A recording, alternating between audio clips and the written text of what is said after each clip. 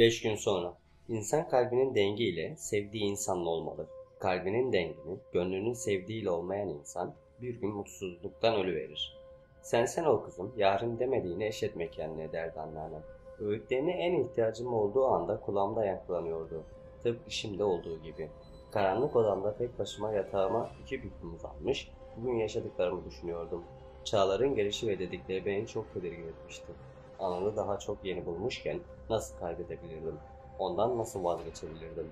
Gözlerimden süzülen yaşlar, yastığıma sığınırken ıslak kirpiklerim tenimi okşuyordu usulca. Oysa en son Anıl'ın izi kalmıştı kirpiklerimin ucunda. Yaşlar aldı götürdü benden, en uzaklara. Seni değiller gibi seviyorum. Eğer bana gelmezsen, eğer Anıl'ı bırakmazsan, olacaklardan ben sorumlu değilim Heftalya. Seni de onu da mahvederim. Anladın mı beni? Ellerimle kulaklarımı kapattım. İğrenç sesi kulaklarımda yankılanırken midem bulanıyordu. Arkadaşının sevgilisine göz koyacak kadar iğrenç birisiydi. Peki bundan sonra neler olacaktı? Başlamadan biten buruk bir aşk hikayesi miydi beni bekleyen? Yoksa hep bir şeyler olacak korkusuyla Anıl'a sığınacağım anlar mı kucaklayacaktı beni? Nasıl ayrılırdım Anıl'dan? Ya da nasıl korurdu bizi? Beynimde bu cevapsız soruları yer edinirken sırtımı yatağımın başlığına dayadım ve ellerimi açıp dua okumaya başladım. Rabbimden başka kime sığınabilirdim ki? İçimin rahatlaması gerekirken ruhum daralmaya başladı. Ezberlediğim dualar dilime dolanıyor, ne kadar uğraşsam da konuşamıyordum. Dikkatimi bir türlü veremiyordum. Ellerim ve ayaklarım uyuşurken gözlerim istemsizce kapanmaya başladı. Karanlığın içinde belli belirsiz gördüğüm iki çift göz ve bana dokunuşları ise hatırladığım son şeylerdi. Gözlerim alev topu gibiydi. Açmakta zorlansam da yavaşça doğrulup ellerimle gözlerimi avuşturdum. Yarısı çürümüş ve süngeri sert bir kanepenin üzerindeydim. Kırık pencereden gelen rüzgar tüylerimi ürpertiyordu. Gecenin zifiri karanlığı odanın içine serpiştirilmiş 2-3 mumla harmanlanıp gözlerime ulaşıyordu. Ayağa kalkmak istediğimde elbisemin eteğine basıp yere düştüm. Kafamı yere sert şekilde vurunca zorla kendime geldim. Ben ne zaman buraya gelmiştim? Burası neresiydi? En son pijamam ile yatağımda uzanıyorken ne ara bu elbiseyi giymiştim? Kurumuş boğazım sesimin çıkmasına mani olurken yavaşça doğrularak etrafımı incelemeye devam ettim. Her yer ölüm sessizliğine bürünmüştü sanki. Kulağımı kabartıp bir ses duymaya çalıştım ve oturduğum yerden birkaç dakika sonra adım sesleri duymaya başladım. Yavaşça kanepeye geri oturdum. Dizlerimi kendime çekip kollarımla sardım ve gelecek kişiyi beklemeye başladım. Yaklaştı, yaklaştı, yaklaştı. Tam kapının önünde adım sesleri kesildi. Şu an her kimse kapının önündeydi ve birazdan içeriye girecekti. Biraz önce bir cesaret gelecek olan kişiyi merak eden ben, şimdi deli gibi korkuyordum. Alnımdan akan bir ter göğsüme doğru ilerlerken, değdiği yerleri ürpertiyor, yakıp geçiyordu. Kapının yavaşça açılmasıyla gözlerimi o noktaya diktim. Aynı ifrite benzeyen bir cin elindeki tepsiyle içeriye doğru girmeye başladı. Tepsinin üzerinde mumlar yanıyordu. Bu gelenin dişi bir cin olduğunu artık biliyordum. Ardından gelen kalabalığında bir cin grubu oldukları barizdi. Bazılarının kömürden bile kara olan gözlerinde hüküm sürerken içimdeki bu sakinliğe şaşırıp kalmıştım. Şu anda korkudan ya da kalp krizinden ölmem gerekiyor muydu? Peki benim bu halim neydi? Dişi cin elindeki tepsiyle önümde durdu. Tam eline uzanacakken kapıda beliren karartı ile gözlerim o tarafa kaydı. Siyah pelerinli, yüzü gözükmeyen bir cin yavaştan yanıma gelmeye başladı. Kalbim nedensizce hızlanmıştı. Yanıma geldiğinde mesafesini koruyarak sol tarafıma oturdu. Gözlerim istemsizce yanımda oturan cine kayarken karşımdaki cin topluluğu bilmediğim bir dilde kendi aralarında konuşmaya başladılar. Konuşma sesleri gitgide artarken elinde tepsi olan dişi cin sağ elimi tutup kendine doğru çekmeye başladı. Ne kadar diretsem de karşı koyamadım. Avucumu sıkmış inat edip açmıyorken aniden gelen sıcaklık ile refleks olarak açtığım avucumun içine sürülen kına ile ağzım şaşkınlıktan açık kalmıştı. Karşımdaki dişi cine baka kalmıştım. Neden kına sürüyordu? Neden hepsinin yüzünde memnuniyet ifadesi vardı? Sağ elime kına yakıldıktan sonra istemeyip diretsem de sol elime de yakıldı. Avuçlarımın içi acırken kolumdan tutulup dışarıya çıkarılmaya başlandım. Yürümek istemeyince beni sürüklemeye başladılar. Pelerinli cinle arkamdan geliyordu. Gözlerimi ona dikmiş dikkatlice bakarken bacağımı sıyıran taş yağcıdan çığlık attım. Canım çok acımıştı. Pelerinli cin hemen yanıma gelip kolumu dişi cinden kurtardı ve beni kucakladı. Artık kendimi tutmayıp bağırıp ağlamaya ve çırpınmaya başladım. Bacağımın acısı umurumda bile değildi. Artık buradan kurtulmak istiyordum. Allah'ım yardım et. Ne olur diye bağırıyorken bir şey dikkatimi çekmişti. Her Allah dediğimde etrafındaki cinler dağılıyor. Demek ki bunlar dualardan korkuyorlardı. Eğer şimdi dua edemezsem sonumun ne olacağını kestiremiyordum. Gözlerimi kapatıp içimde dua etmeme engel olan her neyse ona inat ilk önce besmele çektim. Ve ardından Felak ve Nas surelerini, Ayet-el Kürsi ve bildiğim diğer duaları okumaya başladım. Beni taşıyan cin de dahil hepsi azap çekiyordu. Bunu seslerinden ve kaçışlarından anlayabiliyordum. Yere nazikçe bırakılmam ile beni taşıyan cin de dahil olmak üzere bütün cinler ortadan kayboldu. Daha önce rüyamda gördüğüm köyün aynısı olan bu köy meydanında tek başıma kalmıştım. Uzandığım yerden doğrulup zor da olsa ayağa kalktım. Buradan bir çıkış yolu olması gerekiyordu ama nereden gideceğimi bilmiyordum. Canım acısa da ayağa kalkıp çıplak ayaklarıma iner taşlı yolda yürümeye başladım. Hafif rüzgar bedenimi ürpertirken bu umurumda değildi. Ay ışığından başka bir şey olmayan bu yerde sağa sola bakınıp bir yol bulmaya çalıştım.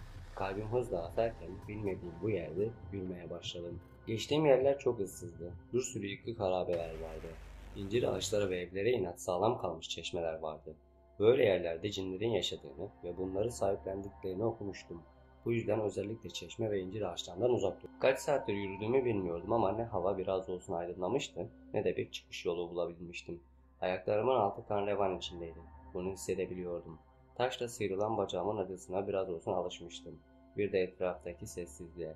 Terden ensime yapışmış saçlarımı nerede bulduğum bir dal parçası ile topuz yapıp biraz da olsa rahatladım. Rüzgarın sesini dinleyip yürümeye devam ederken duyduğum hırlama sesiyle hızla arkama döndüm. Anıların bahçesindeki köpeğin aynısı bana saldıracakmış gibi bakıyordu.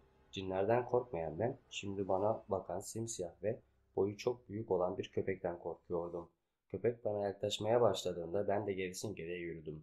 Eteklerimi çaktırmadan topladım ve köpek hızlanmadan aniden koşmaya başladım.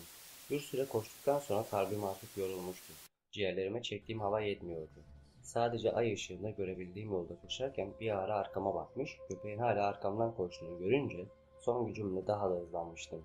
Bembeyaz ve sipsivri dişleri ay ışığında parlıyor, korkunç ve kalın sesi etrafta yankılanıyordu. Önüme çıkan yokuşu Allah'a dua ederek çıkıp her adımda bir an önce bu kabusun bitmesini diledim. Yokuş sonunda bittiğinde gördüğüm manzarayla korkum en üst sınıra ulaşmıştı.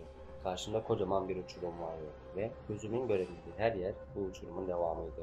Arkama baktığımda köpeğin dik bir şekilde oturarak bana baktığını gördüm. Bildiğim tüm duaları okurken köpeğin gözlerindeki zafer parıltısını ve yüzündeki gülümsemeyi görünce ilk başta inanamadım. Ama sonradan bunun bir cin olduğunu ve köpek kılığına girdiğini anladım. Ettiğim dualar bir işe yaramıyordu.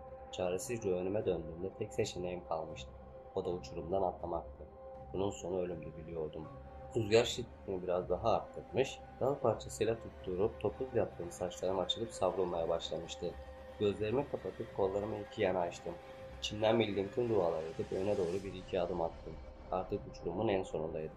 Gözümden bir damla yaş süzülüp uçurumun kenarında yer edinirken bir cesaretle gözlerimi açıp kendimi boşluğa bıraktım. Ayın ışığı aşağıya düştükçe kayboluyordu. Gözlerim istemsizce kapanıyorken kelimeye şehadet getirip kendimi Azrail'in kollarına teslim ettim. Hayır. Attığım çığlıkla yatağımdan sıçrayarak uyandım. Hızlı nefesler alırken alnımdaki terleri elimin tersiyle siliyordum. Burnuma gelen kına kokusuyla avucumun içine baktığımda şok oldum. Sağ elime kına yakılıydı. Sol elime baktığımda da aynı manzarayla karşılaştım. Yaralarımı aldırmadan yatağımdan kalkıp banyoya doğru koştum. Elime aldığım sıvı sabun şişesinin kapağını açıp bütün sabunu elime döktüm. Defalarca duruladım, sabunladım ama bir türlü geçmedi. Odama geri dönüp telefonumu elime aldım ve aksine hazırlanmasını, o gün dediği hocaya gideceğimizi söyledim. Banyoya gidip abdestimi aldım. Üstümü giyinip hazırlandım. Fakat içimden bir ses oraya gitmemem için adeta benimle savaşıyordu. Fakat o sesi aldırış etmedim ve Aksen ile buluşacağımı anneme haber verdim. İtiraz eder gibi olsa da zar zor iyi olduğuma inandırabildim ve evden çıktım. Taksiye binip Aksen'in mesaj attığı adresi taksiciye söyledim. Araba hareket ettikten 5 dakika sonra telefonum çalmaya başladı. Ekrana baktığımda arayanın Anıl olduğunu gördüm. Bu sefer Anıl'a söylemek istemedim. Başıma bir şey daha gelmesini kaldıramazdım. Telefonu açıp kulağıma götürdüm. Uykulu bir sesle günaydın deyişi bile bütün korkumu tutlatmıştı. Günaydın Eftelya. Annem taksiye bindiğini söyledi. Nereye gidiyorsun sabahın köründe? Canım günaydın. Aksen ile işlerimiz var. Kendimi iyi hissettiğim için atlamak istemedim. İşim bitince buluşuruz olur mu? Sıkıntılı bir nefes alan Anıl, tam iyileşmeden dışarıya çıktığım için küçük bir fırça. İşim bittikten sonra buluşmak üzere yeri ve saati kararlaştırdık. Konuşmayı bitirdik. Telefon elimdeyken internete girip başıma gelen bu olayı araştırmaya başladım. Bir sitede okuduklarım ile rüyam o kadar örtüşüyordu ki o ihtimali düşünmeden edemedim.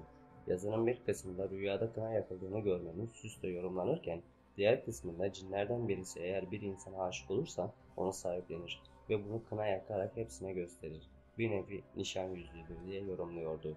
Birinci ihtimalin olmaması için dua etsem de yüzünü göremediğim o siyah pelerin için elime kına yakan dişi cin aklıma geldikçe korkuyordum. Avuçlarımın içine baktığımda kına sabahki halinden daha da belirgin hale gelmişti. Kokladığımda hala yoğun bir kına kokusu alıyordum. Bu konuyla ilgili video izlerken denk geldiğim bir video ile şüphelerim artmaya başladı. Videoyu izlemeye daldığım için adrese geldiğimizi fark etmemiştim. Taksi şoförünün ikazıyla telefonumu kapatıp çantama koydum. Parasını ödeyip arabadan indiğimde çok şirin evlerin olduğu bir yere geldiğimi gördüm. Bembeyaz ve bakımlı duvarları, bahçesinde renklerle dolu çiçeklerin olduğu bu ev insan ruhunu dinlendiriyordu. Sonunda bana neler olacaktı anlayacaktım. Sonunda bana neler oluyor anlayacaktım. Mutluluktan ve heyecandan yerimde duramıyordum. Bundan sonra yaşayacaklarımın bile olmasını bilirdim. Ve bu felaketten kurtulacaktım ya da sonumun gelmesini bekleyecektim. Ben her ne olursa olsun savaşmayı seçecektim. Aksen kapıyı çaldıktan sonra kapıyı nur yüzlü yaşlı bir teyze açtı. Aksen gülümseyerek selam verip geliş nedenimizi anlattı. Teyze hocaya haber vermek için yanımızdan ayrıldı. 1-2 dakika sonra yanımıza tekrar gelip içeriye buyur etti. Eliyle ocağın olduğu odayı gösterip kendisi yanımızdan ayrıldı. Ürkek ve yavaş adımlar atarak kapının önüne geldik. Aksen kapıyı çalarak koltuğunu aşağıya indirdi ve birlikte içeriye girdik. Diğer ocağın evindeki odanın tam tersi bir odayla karşılaşmıştık. Bembeyazlı, temiz duvarlar. Kocaman ve içinin ferah olmasını sağlayan pencereler ve tertemiz mobilyalar. Duvarda özenle asılmış dualar vardı. Etrafı incelemekten hocaya bir selam bile vermemiştik. Ta ki hoca bize seslenene kadar. Hoş geldiniz, buyurun, geçin hele karşıma. Kusura bakmayın, eviniz o kadar güzel ki etrafı incelemekten size selam vermeyi unuttuk. Olur mu? Geçin hele, anlatın bakalım derdinizi. Temiz giyimli, kır saçlı ve sakallı, mavi gözlü, ne zayıf ne de tombik bir hoca vardı karşımızda. Gülen yüzle korkumuzu ve stresimizi bize unutturmuştu. Hocanın eliyle işaret ettiği yere oturduktan sonra ilk önce kendimizi tanıttık. Daha sonra ben buraya ne kadar çok gelmek istediğimi fakat geleceğim zaman huzursuz olup içimden bir hissin buraya gelmemem için beni rahatsız ettiğini ve başımdan geçen olayları ayrıntısıyla anlattım. Elimi yakılan kınaya gösterdim. Rengi daha da koyulaşmıştı. Bir süre sonra içimdeki huzursuzluk gitgide artmaya, nefesim daralmaya ve kollarım uyuşmaya başladı. Aksen endişeli gözlerle bana bakarak kulağıma eğilip neyim olduğunu sordu. Birden nefes alamayınca gözlerim karardı ve kendimi Aksen'in kollarına bıraktım. İbrahim Hoca hızla kalkıp yanıma geldi ve elleriyle başımı yere koyup gözlerimi kapattı. İlk önce mesmele çekti. Ardından ezan ve dua okumaya başladı. Her ağzını açıp dua okuduğunda içimden bir şeyler kopup gidiyordu. Göz kapaklarımı zar zor kapatıyordu. Kilitlenmiştim. Göğsümde sanki bir ateş vardı. Terden sırılsıklam olmuştum. İçimdeki bir güç beni yönetmeye çalışıyordu. Ellerimi ve bedenimi kontrol edememeye başladım. Son hatırladığım şey boğazım yırtılırcasına bağırışımdı. Delia, Aksen'in bugüne kadarki en yakın arkadaşıydı. Yaşadığı kötü çocukluk yıllarından ve sorunlu ergenlik döneminden sonra karşısına çıkan bir melekti sanki. Aksen'in her şeyini annesinden önce Eftelya bilirdi. Onunkini de Aksen bilirdi tabii ki. Birlikte çok güzel anılar olmuştu. Kötü zamanlarında da birlikte atlatmışlardı. Her şeyin bir şekilde üstesinden gelmişlerdi ta ki Eftelya'nın yaşadığı son olaya kadar. Aksen cinlere her daim inanan birisiydi. Sadece Eftelya'nın bu konularda umursamamazlığından dolayı ona bulaşabileceklerine inanamamıştı. İşler iyice çığırından çıkınca Eftelya'yı anneannesinin eskiden bu yana tanıdığı İbrahim Hoca'ya götürmeye karar verdi. Tam hocaya gideceklerini haber verdiği gün Eftelya'nın banyoda yaralandığını ve hastanede yattığının haberini aldı. İbrahim Hoca ile telefonla konuşunca öğrendiklerinden korkmasına neden oldu. İbrahim Hoca cinlerin Eftelya'ya engel olmak istediklerini ve ne olursa olsun Eftelya'yı kendisine getirmesini istemişti. Sonunda o gün gelip çatmış. Nihayet hocaya gelebilmişlerdi. Aksen dizlerinin önünde baygın bir şekilde yatak arkadaşına çaresizce baktı. Keşke onun için daha fazlasını yapabilseydi ancak elinden bu kadarı geliyordu. Bir süre sonra Eftelya'nın gözlerini kırptığını gördü ve içindeki korkunun biraz da olsa azaldığını fark etti. Neden yere yığıldım? Ne oldu bana? Gözlerini bitkin bir halde hocaya diken Eftelya bir yanıt alamayınca bu sefer gözlerini Aksen'e dikip aynı soruyu tekrarladı. İbrahim Hoca okuduğu suyu yudum yudum içirince Eftelya biraz daha kendine geldi. Sırtını Aksen'in göğsüne yaslayıp derin derin nefes alıp vermeye başladı. Yaklaşık bir saat sonra Eftelya tamamen kendine geldiğinde hoca ikisine de neler olduğunu ve neler yapması gerektiğini anlattı.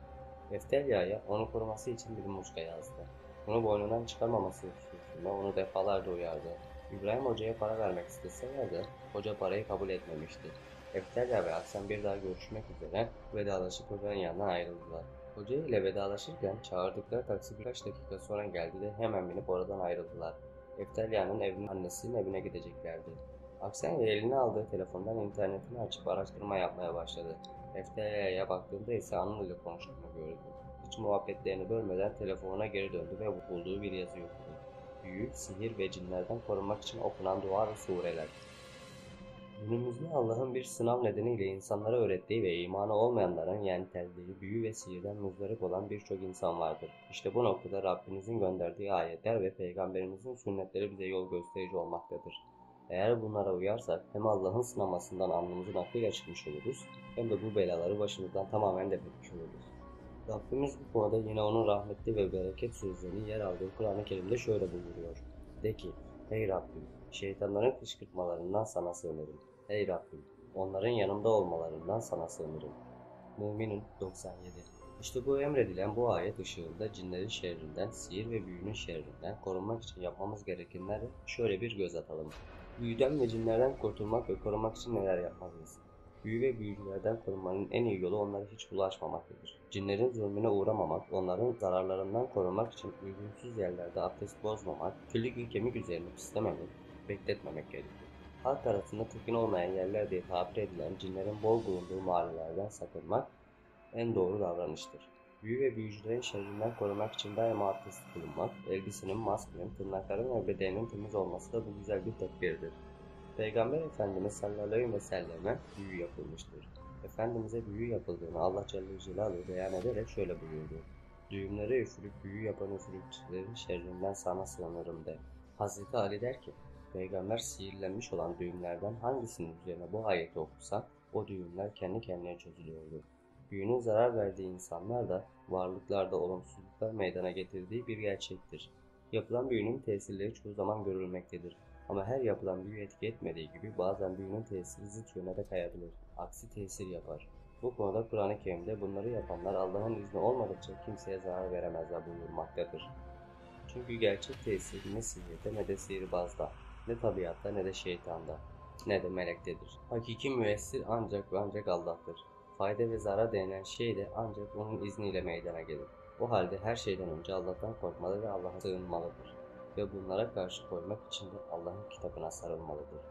Büyüden korunmanın en güzel yolu Allah'a sığınmaktır. Şeytan ve şeytanlaştırılmışların şerrinden Allah'ın himayesine girmektir. Rabbimiz bu konuda şöyle buyuruyor. De ki, ey Rabbim, şeytanların kışkırtmalarından sana sığınıyorum. Ey Rabbim, onların yanımda olmalarından sana sığınıyorum. Kur'an'ın son sureleri olan Muavvezeteyn sığındırıcı ismiyle bilinen Felak ve Nas surelerini okuyarak Allah'tan himaye istenir. De ki, yarattığı şeylerin şerrinden, karanlığın çöktüğünde gecenin şerrinden, düğümlere üfürüp büyü yapanların şerrinden sabahın Rabbine sığınırım. Felak suresi. De ki, cinden olsun, insandan olsun, insanların kalbine şüphe ve tereddüt sokar, vesvesizci ve sinci, şeytanın ve insanın şerrinden, insanların Rabbine, insanların melikine, insanların ilahına sığınırım. Nas suresi. Büyü manevi bir dert olduğundan tedavisi de manevi olur. Resulullah Efendimiz sallallahu aleyhi ve sellem kendisine büyü yapıldığında bu sureleri okuyarak Allah'a sığınmıştır. Büyü ve sihirden korunmanın en güzel yolu İhlas, Felak ve Nas surelerini okumaktır. Bu sureler sabah kalkınca akşam da yatarken okunmalıdır. Bunlara ilave olarak Ayet-el Kürsü ve Haşr suresinin son 3 ayetinin okunması da koruyucudur. Hz. Ali radıyallahu anh, Resul-i Ekrem Efendimiz sallallahu aleyhi ve sellemin durumunu şöyle anlatır. Peygamber bütün şeylerden sığınmak için akşam yatmadan önce iki elini açarak birleştirir. İhlas, Felak, Nas surelerini okuyarak ellerinin içine üfler. Sonra başından aşağıya ayaklarının ucuna kadar elinin yerleştiği bütün vücudunu 3 defa sıvazlar ve bundan sonra yatardı. Akşam okuduklarını o kadar dalmıştı ki eve geldiklerini Eftelya'nın seslenmesiyle fark etti. Telefonunu çantasına koydu ve taksinin ücretini ödedikten sonra birlikte taksiden inip eve doğru ilerlediler. Aslında bir iyilik yapıp Anıl ve Eftelya'yı buluşturabilirdi ama daha önemli işleri vardı. Beyza Hanım kapıyı açtığında içeriye girdi. Aksan hızlıca selam verip Eftelya'yı kolundan çekip odasına doğru iteklemeye başladı. Eftelya ısrarla gerekiyor, neler olduğunu soruyordu lakin Aksan'ın cevaplayacak vakti yoktu. Nihayet odaya girdiklerinde Aksan çantasından telefonunu çıkardı ve Eftelya'nın çalışma masasının başına oturdu. En sonki yazıyı okuduğu siteyi açtı. Boş kağıtları önüne alıp kurşun kalemle dikkatlice duaları yazmaya başladı. Her duayı bir kağıda yazıyordu. Göz ucuyla Eftelya'ya baktığında meraklı gözlerle kendisini izlediğini gördü. Biraz zor da olsa yarım saat sonra Arapça olarak Eftelya'yı koruyacağını düşündüğü bütün duaları yazmıştı. Çekmeceden bandı alıp duaların yazılı olduğu kağıtları odanın duvarlarını aralıklarla yapıştırmaya başladı. Bu işte bir 10 dakika kadar sürmüştü. Ayaksen, anlat artık neler oluyor? Eftelya'nın kolundan çekip yatağına oturtturması ile derin bir nefes alan Aksen açıklamasını yapmaya başladı. Bak kuzum, yolda gelirken bir sitede okudum. Dualar bizleri onların şerrinden koruyor. Bize yaklaştırmalarını engelliyor ki bunu biz de biliyoruz. Bu duaları araştırıp Arapçalarını yazdım ve duvarlarına astım. Artık biraz daha güvendesin. Eftelya Aksen'in boynuna sıkıca sarıp teşekkür ettikten sonra bu konuda konuşmama kararı aldılar. Aksen Eftelya ve okuldaki dersleri ve hocalarının söylediklerini anlattı. Hocalar Eftelya'yı çok sevseler de daha fazla idare edemeyeceklerini, okul yönetimiyle başlarının derde girebileceklerini söylüyorlardı. Eftelya da aldığı karar ile en yakın zamanda öğrenci evine geri döneceğini söyledi. Aksen çalışsın diye bir kağıda dönem boyunca işledikleri derslerin konularını yazıp çantasında getirdiği notlarına fotokopisini masanın üzerine bıraktı. 2 hafta sonra vizeler başlayacaktı. Biraz daha derslerden konuştuktan sonra Eftelya ailesinden izin almak için aşağı salona indi. Sonrasında ise birlikte korku filmi izlemeye karar verdiler. Yaşadıkları korkunç olaylardan sonra hala korku filmi izlemeye istemeleri başlarına daha kötü olayların gelmesine vesile olacaktı. İkisi de bunlardan bir haberdi. Aksen ile eve geldikten sonra anneme selam verip aceleyle odama çıktık. Telaşla çalışma masama oturan Aksen önüne aldığı boş kağıtlara Arapça bir şeyler yazdı ve odamın duvarlarına astı. Ne yaptığını sorduğumda beni karşısına alarak teker teker her şeyi anlattı. Sonrasında bu konuyu açmamak üzere kapattı. Konu derslerden açınca Aksen biraz düşünceli gibiydi. Bana bir şeyler söylemek istiyor da söylemiyormuş gibi bir hali vardı. Üzerimi değiştirdikten sonra yatağıma uzandım ve başımı dizlerine koydum. Aksen ne olacak? Nedir bu halin? Aksen sıkıntılı bir nefes aldıktan sonra konuşmaya başladı. Bak Eftelya, biliyorum yaşadıkların kolay değil ama 2 hafta sonra sınavlar başlayacak. Ve sen uzun zamandır okulda yoksun. Ben hocalara durumunu anlattım ama artık okula gelmen gerekiyormuş. Okul idaresiyle başları derde girebilirmiş. Bir yandan da o evde yalnız kalamaz. Bunu da biliyorum. İstersen yanına gelirim diyorsun. Tamam canım. Annemlerle şimdi konuşurum bu konuyu. Hem haklısın da artık okula dönmem lazım. Dersleri iyice aksattım.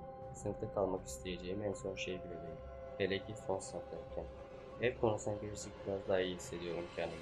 Yani tek kalabilirim. Hem ne olursa olsun güçlü olmam gerekiyor. Ben şimdi annemlerle konuşayım. Sen de valizlerimi çıkar olur mu? Valizler dolabın ön üst rafında. Tamam canım nasıl istersen. Yataktan kalkıp üzerime çeki düzen verdim ve annemlerin yanına aşağı salona indim. Emre etraflarda yoktu. Muhtemelen odasına çekilmişti. Annem ve babam da salonda televizyonda dizi izliyorlardı. Babamın karşısındaki tekli koltuğa oturup boğazımı temizledim. Annem elindeki meyve tabağına bırakıp bana döndü. Babam ise kumandayla televizyonu kapatmıştı. Benim bu hareketimi çok iyi biliyorlardı. Ben ne zaman önemli bir konu konuşmak istesem böyle yapardım. Anne, baba, biraz önce Aksen ile konuştum. Hocalar artık okula dönmemi istiyorlar. Malum sınavlar da başlayacak. Buradan okula gitmek çok zor oluyor. Ben yarın öğrenci evime dönmek istiyorum. Biliyorum endişelisiniz ama bu evde yaşadıklarımdan sonra söz veriyorum. Hafta sonları yanınıza geleceğim. Her zaman aradığınızda bana ulaşacaksınız. Annem ve babam kararsız gözlerle bana bakıyor. Ben de gizli taktiğim olan karşı konulmaz yavru kedi bakışlarımı atıyordum. Tamam. Babam sıkıntılı bir ses tonuyla konuşmaya başladı. Tamam kızım ama dediklerine uymazsan evden hemen ayrılacaksın. Sevinçle yerimden sıçrayıp ilk önce anneme daha sonra da babama sarıldım. Odama koşup sabırsızca beni bekleyen bir tanecik dostum Aksen'e müjdeyi verdim. Odamdaki eşyalarımı toplamaya başladı. Bir saat sonra eşyalarımın hepsini valizlere yerleştirmiş, odamın orta büyüklükteki şirin mi şirin balkonunda kahve çikolata keyfi yapıyorduk. Tabi olmazsa olmaz olan kız muhabbetini de unutmamak gerekli değil mi? Eftelya, anlat bakalım. Anın ile nasıl geliyor? İlk önce Antep fıstıklı ve bitterli damak çikolatamdan bir parça ağzıma atıp ardından şekersiz sütsüz kahvemden bir yudum içtim ve arkama yaslandım. Daha dün bir, bugün iki akşam ne olabilir? Eftelya çok odunsun biliyorsun değil mi? Odun değilim canım. Sadece bazı kızlar gibi sevgililiğin suyunu çıkarmıyorum o kadar. O ne öyle her saniye konuşmalar falan. Sevmem ben öyle şeyleri. Tamam. Sevgililik güzel şey ama ben de bir insanım sonuçta. Özel zamanlarım olmalı. Hem erkekler şımartılmaya gelmiyor. Baştan ipini sıkı tutacaksın. Aşk doktoru Eftelya konuştu yine. Aksen'in bu sözü üzerine kahkahalarla gülerken telefonumun çalmasıyla gülmemi zor da olsa durdurup aramayı yanıtladım. Sevgilim hayrola, kahkahalarınız bizim evlilikten bile duyuluyor. Keyfin yerinde bakıyorum. Evet canım, Aksen geldi. Onunla birlikte eşyalarımı tuttuk. kalktık. Balkonda keyif kahvesi içiyoruz. Neden eşyalarını topladın canım? Nereye gidiyorsun? Ananın sorgu dolu sesi beni baskı altında bıraksa da kendimden taviz vermeyerek açıklamamı yapmaya başladım. Biliyorsun, okulum buraya uzak ve normalde tek başıma okuluma çok yakın olan evimde kalıyorum. Artık evime geri dönmem gerekiyor. Sınavlarım yaklaşıyor. Sıkı bir ders programıyla derslerimi çalışmam gerekiyor. Eftel, keşke bana önceden haber verip sorsaydım. Kaşlarımı çatarak oturduğum yerde dikleştim. Neyi soracaktım anlayamamıştım. Pardon Anıl ama hiçbir şey anlamadım. Ben neyi sana soracağım? Tabii ki de birlikte kalıp kalmayacağım hayat. Anıl, ben anneme ve babama sordum. Onlar da izin verdi. Ben seni kölen değil, seviyorum. Bana ona göre davran. Annem babam izin verirse sana sadece kararıma saygı duymak düşer. Umarım bu dediklerimi anlamıştır. Anladığım yüzünü kapatıp önümdeki çikolatayla bana elime aldım ve sinirle bir iki şişe ağzıma atmaya başladım. Gözlerim dolu dolu olmuştu. Akşam konuşmamıza şahit olduğu için konuyu anlamıştım. Kollarıyla beni sarmalayıp affettiğim gözyaşlarımın omzuna düşmesine izin verdi. Ne kadar geçti bilmiyorum ama duyduğum sesle başımı o yöne çevirmiştim. Anıl kanter içinde kalmış halde yerden kalkıyordu.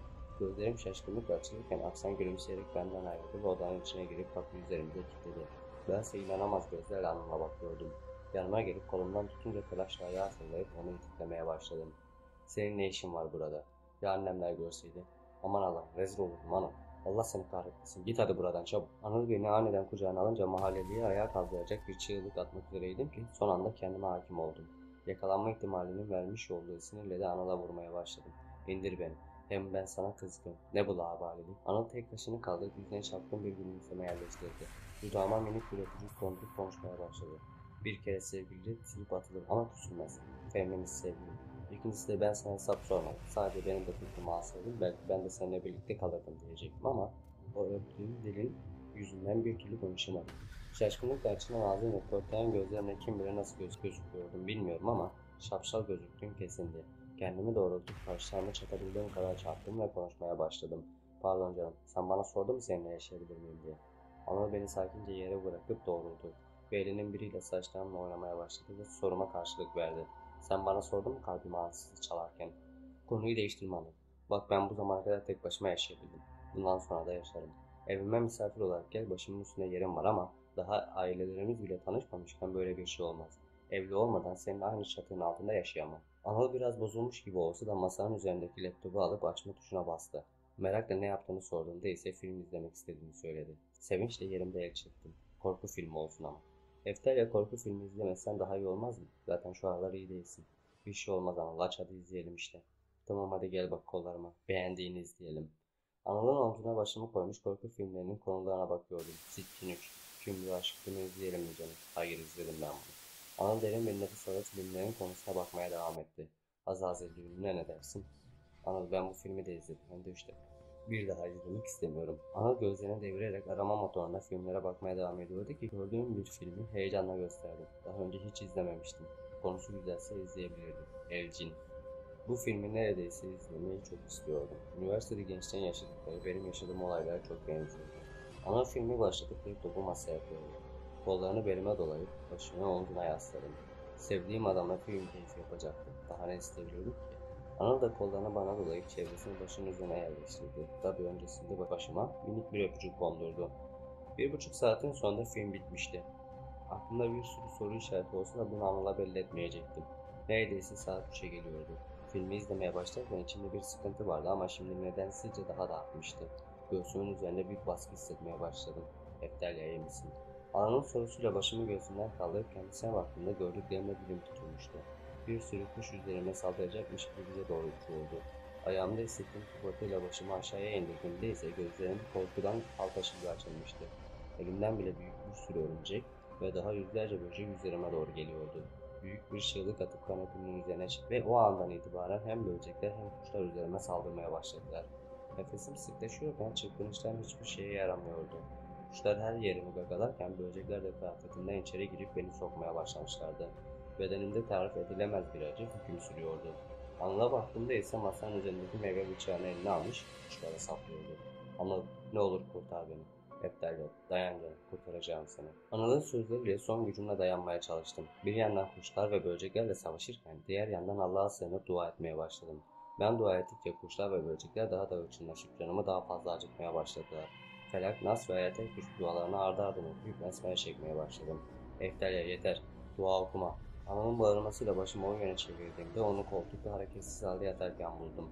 Aynı anda kuşlar ve böcekler balkondan uzaklaşmaya başladılar. İçim korku ve endişenin vermiş olduğu duygu karmaşasıyla doluyken koltukta dizlerimin üzerine oturup Anıl'ın yüzünü ellerimin arasına aldım. Gözyaşlarımın izin verdiği kadarıyla bembeyaz yüzünü görebiliyordum. Anıl, Anıl kalk ne olur kalk. Anıl. Masada duran telefonum gözüme çarpınca hemen aldım ve aksini aramaya koyuldum. Bak sen çabuk balkon kapısını aç. Anıl bayıldı çabuk. Telefonu geri masaya fırlatıp Anıl'ın omuzlarından sarstım. Elimi yüzünde ve saçlarında gezdiriyordum. Hıçkıra hıçkıra ağladığım için boğazım çok acıyordu. Geldim Eksel ya ne oldu? Aksen'in sesiyle kendime gelip olan biteni hıçkırıklarımı durdurmaya çalışarak anlatmaya başladım. Aksen ise gözlerini bir yere dikmiş hareket etmeden dik dik oraya bakıyordu. Merakla Aksen'in baktığı yere baktığımda onu gördüm. Hayatımı cehenneme çeviren İffet şimdi karşımdaydı.